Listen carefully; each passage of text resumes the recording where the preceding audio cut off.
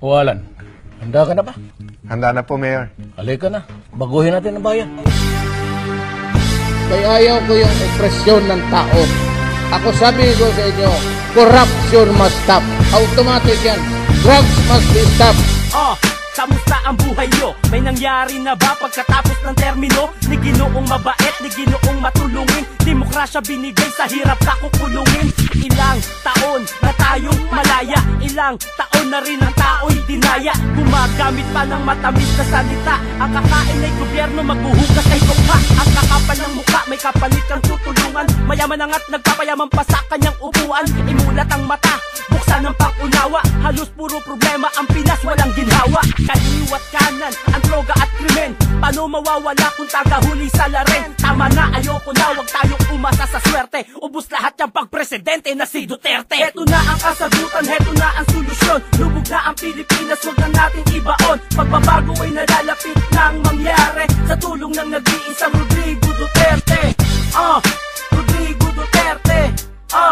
Rodrigo Duterte.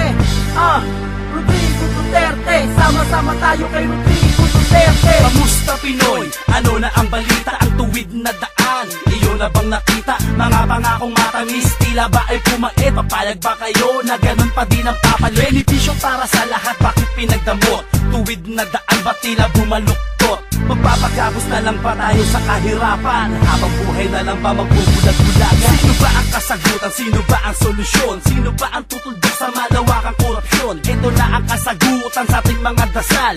Dumating na ang taong dapat ihalal. Kanyang pipigilan ang naganap na krimen. Lahat ng masasama ay sasamain. Pagbabago na inaasa, malapit ang mangyari kapag nakaupo na si Rodrigo Duterte. Heto na ang kasagutan, heto na ang solusyon. Lubog na ang Pilipinas, wag na natin ibaon. Pagbabago ay nalalapit nang mangyari sa tulong ng nag-iisang Rodrigo Duterte. Rodrigo Duterte. Rodrigo Duterte. Rodrigo Duterte. Sama-sama tayo kay Rodrigo Duterte. Heto na ang kasagutan, heto na ang solusyon. Lubog na ang Pilipinas, wag na natin ibaon. Pagbabago ay nalalapit nang mangyari sa tulong ng nag-iisang Rodrigo Duterte. Rodrigo Duterte. Rodrigo Duterte. Rodrigo Duterte. Sama-sama tayo kay Rodrigo Duterte. There's corruption, there's criminality, and the flooding of drugs, which is really instilling fear in us, in the government. Malapit na ang magbabago, tunay na pagbabago. Kaisa lahat ng Pilipino, Duterte dapat ang mumuno.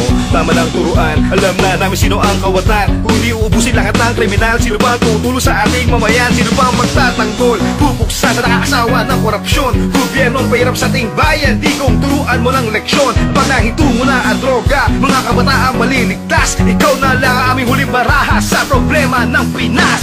Sa panahon na ang lahat ay matigas, sa mukha na gumawa ng mga bawal. Mukhang kailangan na nga ng Pilipinas ang sa pinunong may kamay na bakal.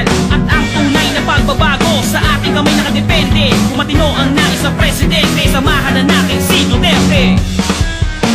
Gumising ka, ayusin ang bayan. Tayo'y magkaisa, Pilipinas sa kaunlaran. Magbayanihan, panyero, walang iwanan. Sigang sambayanan, digong para sa kapayapaan. Siya ang tunay na may malasakit at pag-ibig sa bansa. Mga magnanakaw, tiwali at mga adlik humanda. Uubusin ni Duterte mga salot sa lipunan. Kung wala ka namang kasalanan, eh wala kang dapat katakutan. Basta sumusunod ka lang sa batas, kayo'y kanyang makakasundo. Kung isa ka naman sasakit sa ulo, siya ang sayo ay susugpo. Kailangan na natin ng disiplina upang sa kaligtasan makampante. Mangyayari ang tunay na pagbabago pag presidente na si Duterte. Gising ka, ayusin ang bayan. Tayo'y magkaisa, Pilipinas sa kaunlaran. Magbayanihan, panyero, walang iwanan. Sigang sambayanan, digong para sa kapayapaan. I will try to suppress crime I could not promise you heaven.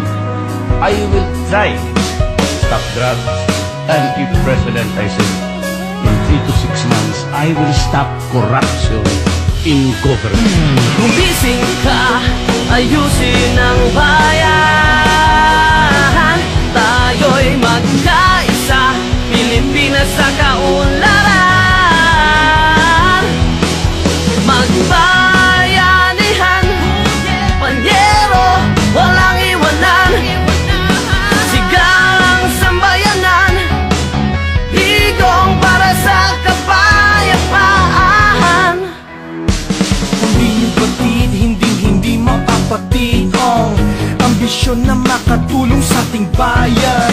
Ang presidente ko, si Duterte to, handang-handa na maglingkod, tunay na pagbabago. Sa pinuno, mag-ahon, ito na ang panahon upang bumago. Sa korupsyon, krimen at droga, mga pangunahing nakatunggalina. Anong galina? Disiplina ang sagot sa Pilipinas. Sama na mga Pilipino, dahil sa mga sumigaw ng bigong. Gumising ka, ayusin ang bayan. Tayo'y magkaisa, Pilipinas sa kaunlaran.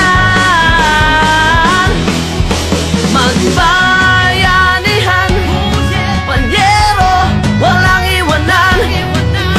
Sigalang sambayanan, higong para sa kapayapaan.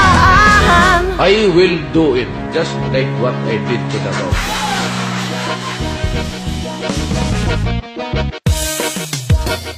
Kinikilalang hari ng Kabawenyo, dahil hinahangaan ang mga tao, magkamaya magkatao, matapang at magpuso, ang tinutuloy naman ng Kabawenyo. Siya ay isang ordinaryong mamamayan, isa ring tao, pero di ordinaryong nilalang. Kikilabutan ka kaya wag mo siyang nilalang. Sa buong mundo at sa aming lugar ay kilalang. Isang mabait at matapang na vigilante, kaya hinahangaan siya ng mga inosente. Ang gusto niya'y malinis, tahimik at desente. Iniidolo siya ng lahat ng residente. Mahal niya ang mahirap at lahat ng kapustanan, kaya lahat sang-ayon sa kanyang pamamalakad. Walang sinong kriminal ang kanyang pinapatawad. Papayang durugistang magtangka sa aming syudad, kaya wag lang matakot tumapak sa aming baluarte. Kung ikaw ay sira ulo, higpitan ang iyong diskarte. Kaya mga turista, pagpunta nyo ay kampante. Amoy ng durian na sa salubong na pampaswerte. Kinikilalang hari ng Kabawenyo, dahil hinahangaan ang mga tao, magkamaya magkatao, matapang at magpuso, ang tinutuloy naman ng Kabawenyo, dahil pinalagid at ang Kabawenyo. Kung ang kalikuran, di magtanggol tayo, wala lahat ng taga-damang na mabuhay ng kampante. Dahil sa pamamalakad ni Duterte. Walang away, walang gulo, ito ang aming teritoryo. Di ka magsisisi pag lugar namin tinutornyo. Presko ang hangin, bawal ang parang sigarilyo. Ganyan ka disiplinado ang mga Dabawenyo. Lahat ng mga gago siya ang kinakatakutan. Pag siya ang magbanta, ang daming kinikilabutan. Bawal na gamot nung merong ulo niyang kalaban, pero sa kabutihan madali mong malapitan. Isipin nyo, kung ganito ang ating bansa, wala nang magdudusa at tao na magluluksa. Wala nang anomalya sa gobyerno at mangungurako. Simbolo ang katapangan, ngayon dapat kang matakot. Kaya karapat-dapat kang maging isang pinuno.